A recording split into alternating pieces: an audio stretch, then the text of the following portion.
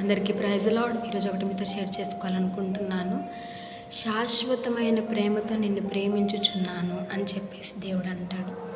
మరి మనం ఏ ప్రేమను ప్రేమించే వాళ్ళంగాను శాశ్వతమైన ప్రేమను ప్రేమిస్తున్నామా, లేక తాత్కాలికమైన ఉండే ప్రేమను ప్రేమిస్తున్నామా చెప్పండి. మనం శాశ్వతమైన ప్రేమని ప్రేమిస్తే మనం ఏంటంటే మనం అనుకున్న వాటికి దేవుడు ఇంకా రెట్టింపు ఇచ్చేవాడిగా ఉంటాడు.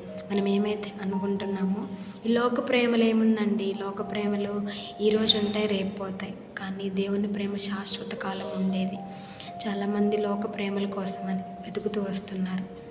లోక ప్రేమల కోసం వెతికే బదులు దేవుని ప్రేమను వెతుక్కుంటూ వెళ్తే దేవునిలాగా ప్రేమించే వాళ్ళని దేవుడు తీసుకొస్తాడండి. కాబట్టి మనందరం కూడా దేవునికి లోబడి దేవుని చిత్తానికి మనం అన్ని వదిలేస్తే ఆయన చూసుకుంటాడు మిగతాదంతా. కాబట్టి మనందరం కూడా శాశ్వతమైన ప్రేమతో ఆయన మనల్ని ఏ విధంగా ప్రేమిస్తున్నాడో మనం కూడా మంచి మనస్సు కలిగి మనందరం కూడా దేవుని ప్రేమించే వారంగా ఉండాలి.